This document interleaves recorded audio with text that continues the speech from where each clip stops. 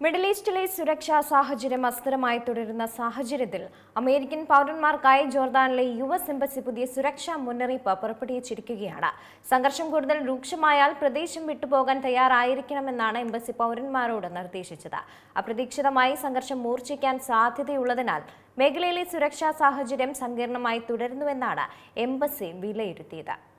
Middle ഈസ്റ്റിലെ സുരക്ഷാ സാഹചര്യം അസ്ഥിരമായി തുടരുന്ന സാഹചര്യമാണുള്ളത്. അമേരിക്കൻ പൗരന്മാർക്കായി ഇപ്പോൾ ജോർദാനിലെ യുഎസ് എംബസി പുതിയ സുരക്ഷാ മുന്നറിയിപ്പുകൾ പുറപ്പെടുവിച്ചിട്ടുണ്ട്. സംഘർഷം കൂടുതൽ രൂക്ഷമായാൽ പ്രദേശം വിട്ടുപോകാൻ തയ്യാറായിരിക്കണമെന്നാണ് എംബസി പൗരന്മാരോട് നിർദ്ദേശിച്ചിരിക്കുന്നത്. അപ്രതീക്ഷിതമായി സംഘർഷം മൂർച്ഛിക്കാൻ സാധ്യതയുള്ളതിനാൽ മേഖലയിലെ സുരക്ഷാ സാഹചര്യം സങ്കീർണമായി തുടരുന്നുവെന്നാണ് എംബസി വിലയിരുത്തിയത്. മിഡിൽ ഈസ്റ്റിലുള്ള അമേരിക്കക്കാർ അതീവ ജാഗ്രത പാലിക്കണമെന്നും വിമാനം റദ്ദാക്കൽ, വ്യോമപാത അടച്ചിടൽ, യാത്രാ തടസ്സങ്ങൾ എന്നിവ നേരിടേണ്ടി വന്നേക്കാമെന്നും എംബസി മുന്നറിയിപ്പ് നൽകുന്നുണ്ട്. സാഹചര്യം വഷളായാൽ പ്രദേശം വിട്ടുപോകുന്നതിനെക്കുറിച്ച് ആലോചിക്കുകയോ അതിനായി തയ്യാറായിരിക്കുകയോ വേണം. ഈ മേഖലയ്ക്ക് പുറത്തുള്ള അമേരിക്കക്കാരോട് മിഡിൽ ഈസ്റ്റിലേക്കോ അതിലൂടെയോ ഉള്ള യാത്രകൾ പുനഃപരിശോധിക്കണമെന്നും എംബസി ആവശ്യപ്പെടുന്നുണ്ട്.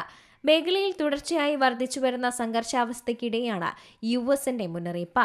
പടിഞ്ഞാറൻ ഇറാനിലെ ഇസ്ലാമാബാദ് ഖാർബിൽ ശനിയാഴ്ച സ്ഫോടനങ്ങൾ നടന്നതായും റിപ്പോർട്ട് ചെയ്തിട്ടുണ്ട്.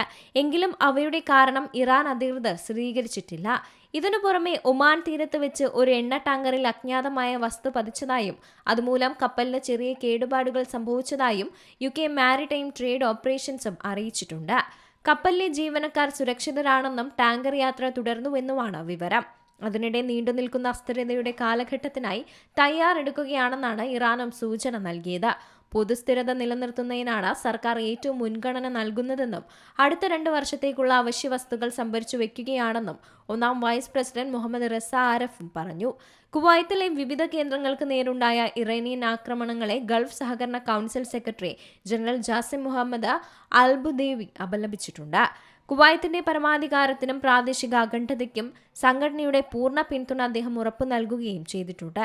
വിദേശത്തുള്ള US നയതന്ത്ര കേന്ദ്രങ്ങൾ, ബിസിനസ് സ്ഥാപനങ്ങൾ, യുഎസുമായി ബന്ധപ്പെട്ട മറ്റ് സ്ഥാപനങ്ങൾ എന്നിവയുൾപ്പെടെയുള്ള US താൽപര്യങ്ങളെ ഇറാനും ഇറാൻ പിന്തുണയുള്ള ഗ്രൂപ്പുകളും ലക്ഷ്യമിട്ടേക്കാമെന്നാണ് US എംബസി മുന്നറിയിപ്പ് നൽകിയത്.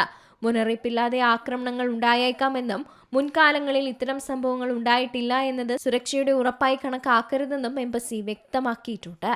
International desk, C Malayalam news. ഏറ്റവും പുതിയ വാർത്തകളും വിശേഷങ്ങളും വിരൽത്തുമ്പിലറിയാൻ സി മലയാളം ന്യൂസ് എല്ലാ ഡിജിറ്റൽ പ്ലാറ്റ്ഫോമുകളിലും ലഭ്യം.